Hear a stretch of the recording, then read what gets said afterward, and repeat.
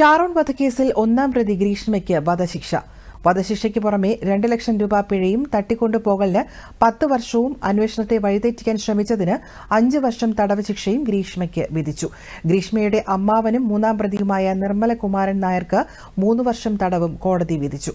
Neyyattinkara additional sessions കോടതി judge AM ബഷീറാണ് ശിക്ഷ വിധിച്ചത്. അപൂർവങ്ങളിൽ അപൂർവമായ കേസാണിതെന്നും കോടതി കണ്ടെത്തി.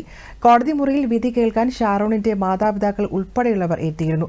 പ്രതി സമർത്ഥമായ രീതിയിലാണ് കൊലപാതകം ആസൂത്രണം ചെയ്തതെന്നും പ്രായം കണക്കിലെടുക്കാനാകില്ല എന്നും കോടതി നിരീക്ഷിച്ചു. 2022 ഒക്ടോബറിലാണ് കേസിന് ആസ്പദമായ സംഭവം.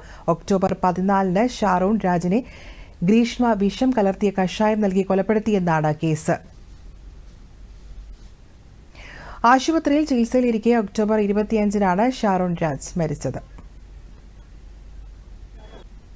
ശിക്ഷ കുറയ്ക്കണമെന്ന സമയത്ത് ഒരു വാദം അവിടെ ഉണ്ടായപ്പോൾ അത് ഒരു നീതീകരിക്കാവുന്ന കൊലപാതകം മാത്രമാണ് എന്ന് പ്രതിഭാഗത്ത് നിന്നുള്ള ഒരു വാദം വന്നത് വളരെ അതിശയകരമായിട്ടും വിചിത്രമായിട്ടും അത്രയും കാലം കൊലപാതകം നടത്തിയിട്ടില്ല, അത് ഗ്രീഷ്മയ്ക്ക് പങ്കില്ല എന്ന് ഒരു എസ്റ്റാബ്ലിഷ് ചെയ്യാൻ വേണ്ടിയിട്ട് അല്ലെങ്കിൽ തെളിവ് നശിപ്പിക്കാനായിട്ട് 201 പ്രകാരം ആർക്കും തന്നെ അതിനകത്ത് പങ്കില്ല എന്ന് പറഞ്ഞുകൊണ്ടിരുന്ന പ്രതികൾ കുറ്റക്കാരാണെന്ന് തെളിവുകളുടെ അടിസ്ഥാനത്തിൽ വിശദമായിട്ടുള്ള ശാസ്ത്രീയമായിട്ടും സാഹചര്യങ്ങളുടെ തെളിവുകളിലൊക്കെ അത് തെളിഞ്ഞു കഴിഞ്ഞപ്പോൾ അത് പറ്റിപ്പോയതാണെന്നും ഒരു നീതീകരിക്കാവുന്ന ഒരു കൊലപാതകം മാത്രമാണെന്ന് വാദിച്ചത് ഒരു വിചിത്രമായിട്ടുള്ള ഒരു വാദമാണെന്നുള്ള ഒരു പരാമർശം അവിടെ തീർച്ചയായിട്ടും വിജയം. അതിന്റെ കാരണം കോടതി തന്നെ അവിടെ ഒപ്പൻ കോടതിയിൽ വിധിന്യായത്തിൽ വായിച്ചപ്പോൾ പറഞ്ഞു, അതായത് ഇന്ത്യയിൽ ഇന്ന് നിലവിലുള്ള ഒരു നീതിന്യായ വ്യവസ്ഥയിലും അല്ലെങ്കിൽ ഒരു നിയമത്തിലും സാഹചര്യ തെളിവുകൾ കൊണ്ട് വരുന്ന കേസുകളിൽ വധശിക്ഷ കൊടുക്കാൻ പാടില്ല എന്നുള്ള ഒരു നിയമവും ഇന്നുവരെ ഇല്ല.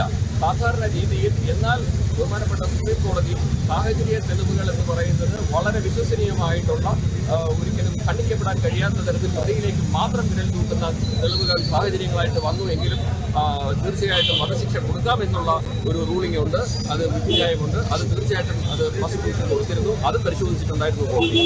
അതുകൊണ്ട് അതൊരിക്കലും സാഹചര്യത്തിൽ